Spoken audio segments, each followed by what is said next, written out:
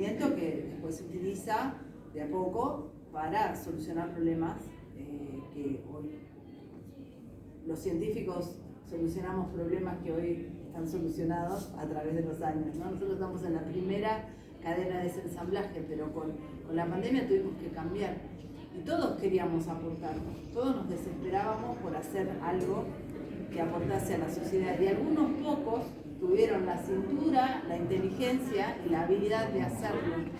Y Andrés es uno de esas personas que yo admiro muchísimo por haber logrado eso. Y hoy les va a contar su tránsito personal, acompañado de otras personas, pero su tránsito personal a través de la pandemia, que es muy particular y que no se parece al de la mayoría. Gracias. Bueno, muchas gracias, Vanessa. Bueno, gracias por venir. Mi nombre es Andrés Rossi, como dijo Vanessa, yo trabajo aquí en el instituto día a día. Pero ahora, hoy, fruto de la Noche de los Museos, la idea era contar un poquito lo que hacemos, ¿no? Y puntualmente ahora contar justo esto que pasó, ¿no? Algo que vivimos toda la pandemia. Y por eso, de ahí el título, ¿no? Cómo el lugar y cómo la ciencia respondió a la pandemia, así como dio esa respuesta. Entonces, el objetivo de la charla un poquito es contarles cómo la ciencia respondió a la pandemia, pero para ayudar a la sociedad, ¿sí? Para eso, primero les voy a hacer una súper breve intro de nosotros cómo nos defendemos de los microorganismos. Por ejemplo, nosotros sabemos que existen virus, parásitos, bacterias, todos microorganismos que ellos tratan de sobrevivir reproduciéndose, donde nosotros somos un tipo de depredador para esos microorganismos. Ahora, esto sucede todo el tiempo, nosotros efectivamente nos infectan y nosotros nos enfermamos, sí, pero digo, generalmente lo resolvemos, ¿sí? Lo podemos, después estamos unos días que estamos enfermos y después nos ponemos bien.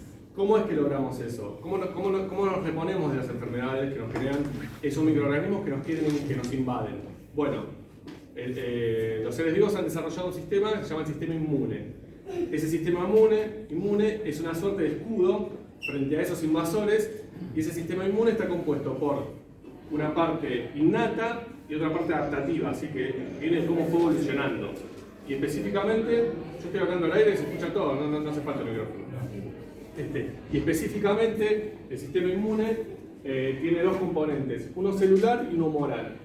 El humoral son los anticuerpos, que son unas proteínas que se pegan a estos invasores, ¿sí? Y por un lado lo neutralizan, lo tratan de bloquear, que no se pueda mover, que no pueda cumplir su función, que no pueda ingresar en las células, y aparte también los marca para que las células del sistema inmune lo ataquen.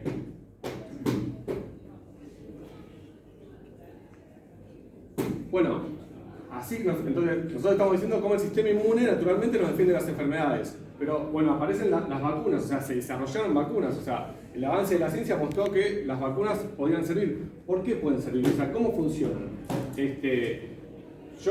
A ver, las vacunas, ¿cómo es que funcionan? Las vacunas serían como un pseudo, es un invasor, pero no es un invasor, es como un invasor de mentira. Es como un entrenamiento al sistema inmune, ¿sí? O sea, el sistema inmune no conoce, nunca ha visto, por ejemplo, en este caso, el coronavirus no lo había visto, el sistema inmune no lo conocía. Entonces, cuando nosotros le dimos la vacuna, lo que hicimos fue mostrarle al sistema inmune cómo era el coronavirus, ¿sí? Entonces, el sistema inmune desarrolló anticuerpos y células que lo podían reconocer y atacar, ¿sí?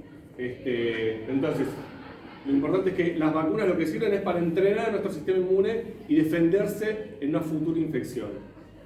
Así lo explico yo, pero hay un video muy bonito que le gusta mucho a Pedro y a otros.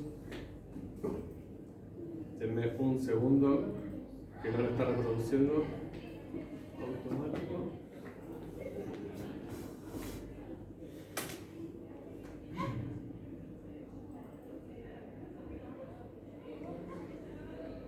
Esperen que me ponga. Por ahí alguno ya lo vio, pero para mí me parece una forma muy divertida, gráfica, de explicar qué son las vacunas, ¿sí? Acá se ve cuando se da la vacuna, entra lo que es la vacuna al organismo. Entonces, la vacuna está disfrazada de virus, no es el virus de verdad, ¿sí? Solo está disfrazada. Va y llama a las células inmunes. Le dice, soy un virus, atáquenme. Bueno, ¿Qué hacen las células del sistema inmune? Lo atacan, ¿sí? Bueno, pero aparte hace algo más, que le dice, bueno, toma una foto mía, así soy yo, ¿sí? Así, este era yo, entonces recuérdenme, ¿sí? El sistema inmune ahora sabe cómo era ese virus. Entonces la persona que está vacunada sigue caminando, un día se cruza con un amigo que está enfermo, estornuda, tose, pasa el virus. Entonces el virus ahora entra a ese hospedador nuevo, pero ¿qué pasa? Las células del sistema inmune ya saben cómo era. Entonces enseguida lo reconocen y lo atacan. Entonces ese virus, que ahora sí era infectivo, no logra infectar. ¿Sí? Bueno, no es mío, el video es de China, ya llegamos a la fuente que era China, pero es muy divertido. Volvamos.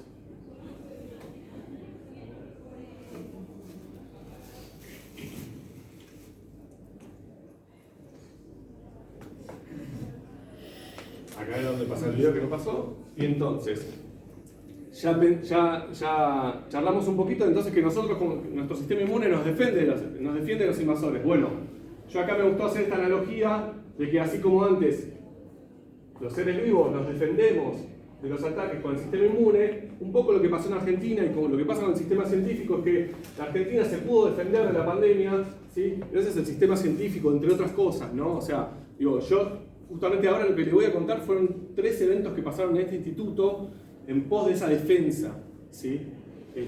Por eso me gustó esta analogía de que el sistema científico funcionó como un escudo, ¿sí? Funciona no solo para Argentina, ¿no? Sino en el mundo.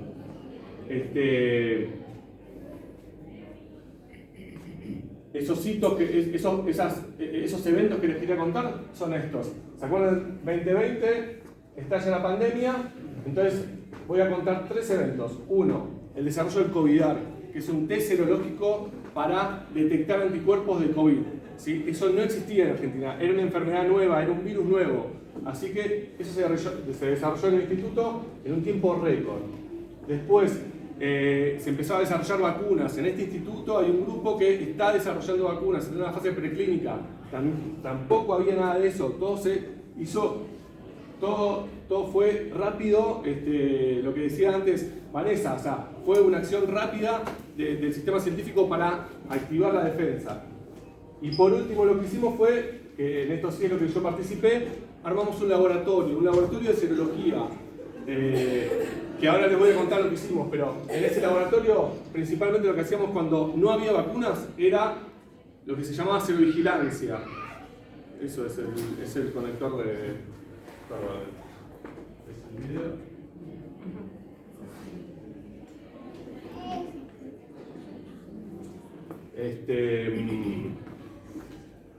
En el laboratorio de serología entonces le contaba que antes de la vacuna lo que hacíamos era estudiar a la población la presencia de anticuerpos para buscar brotes, ¿sí?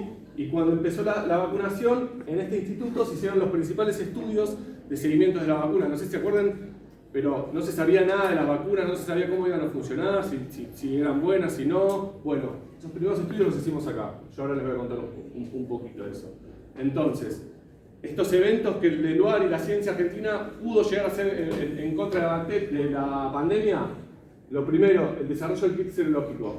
Este es el grupo de la doctora Andrea Gamarnik, que desde el día 0 de la pandemia empezó a trabajar en el desarrollo de este kit de ELISA, ¿sí? El kit lo que hace, como les decía, es encontrar los anticuerpos que son específicos para el virus, ¿sí? Los anticuerpos, como les dije al principio, son parte de la respuesta inmune, están en la sangre de los pacientes, en la sangre de la gente que se ha infectado o que se ha vacunado. En ese momento, cuando se desarrolló, se estaba buscando entender quiénes se infectaban y quiénes no se sabía.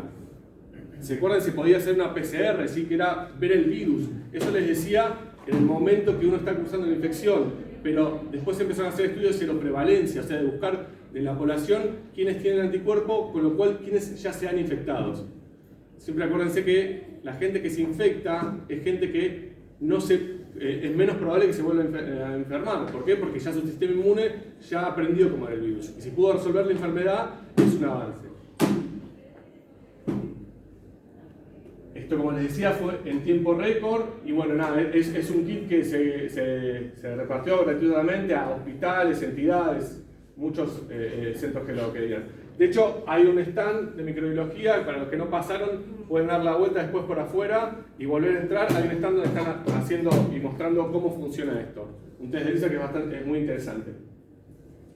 El otro hito que les comentaba, que pasó, que sucedió acá en el lugar, en la pandemia, como respuesta a la pandemia, fue el desarrollo de la vacuna experimental. Esto es el grupo de Osvaldo Pfizer. Hoy más tarde hay una charla donde nos van a contar un poco. Sabrina, una de las principales investigadoras que está a cargo del tema.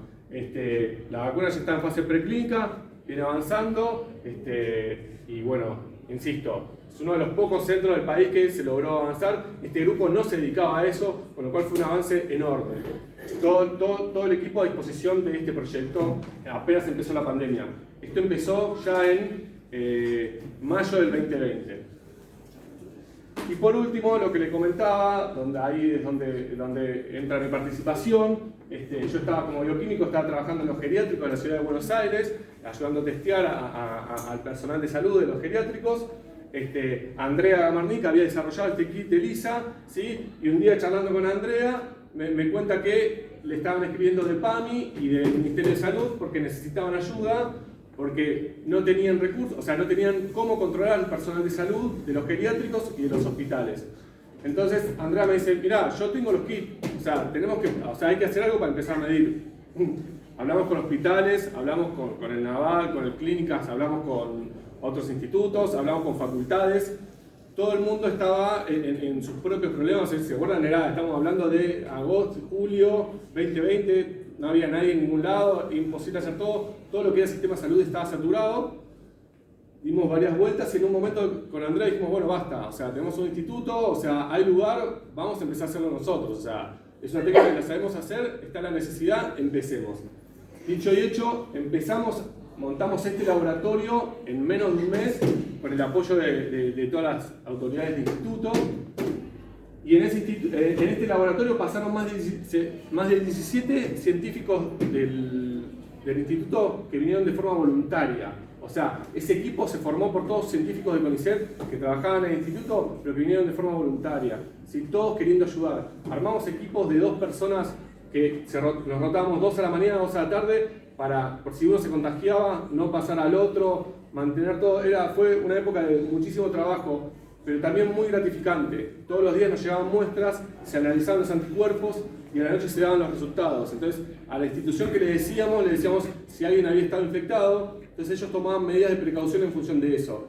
Había un ida y vuelta con mucho agradecimiento y mucho... La verdad que eran tiempos donde no había respuestas. Entonces, imagínense que geriátricos o instituciones que pasaban meses sin saber si estaban todos infectados o no se había infectado nadie, nosotros empezamos a dar esa respuesta, empezamos a decir, ok, tu población está la mitad infectada, la mitad no.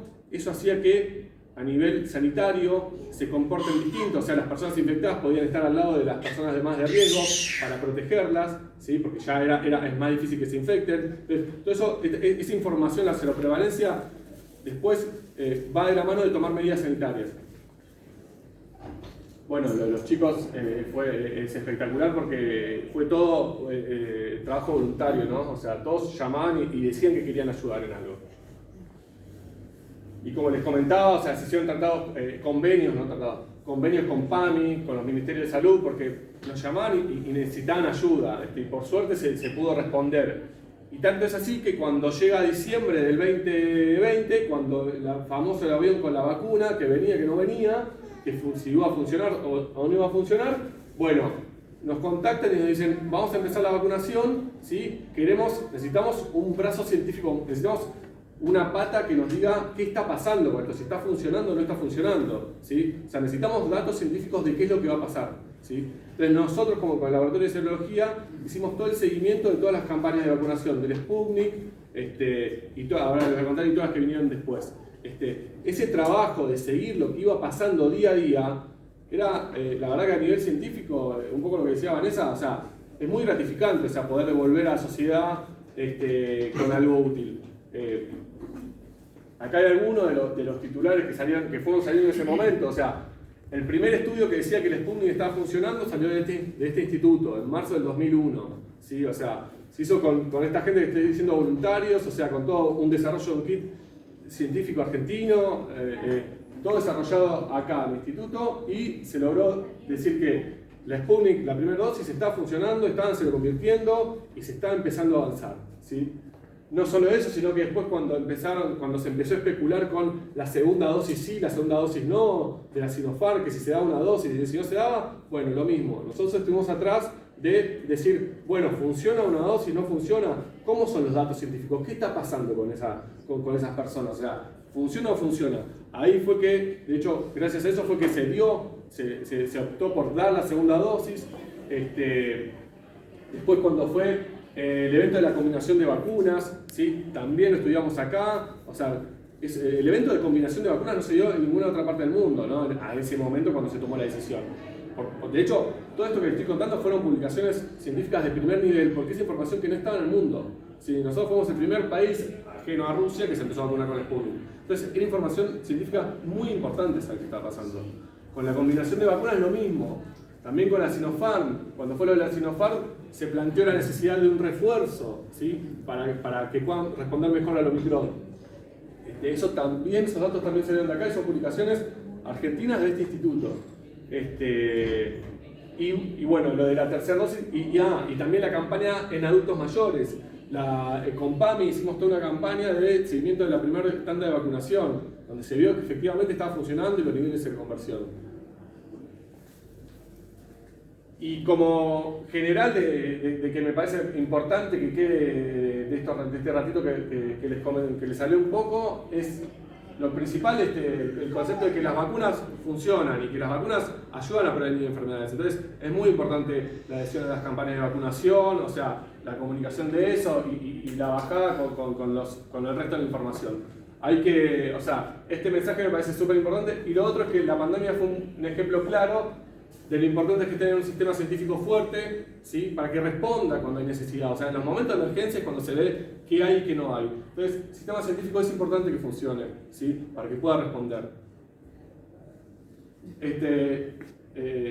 Acá terminamos. Le quería presentar a mis tres compañeros, que son los que no están acá, pero son los que trabajan conmigo todos los días.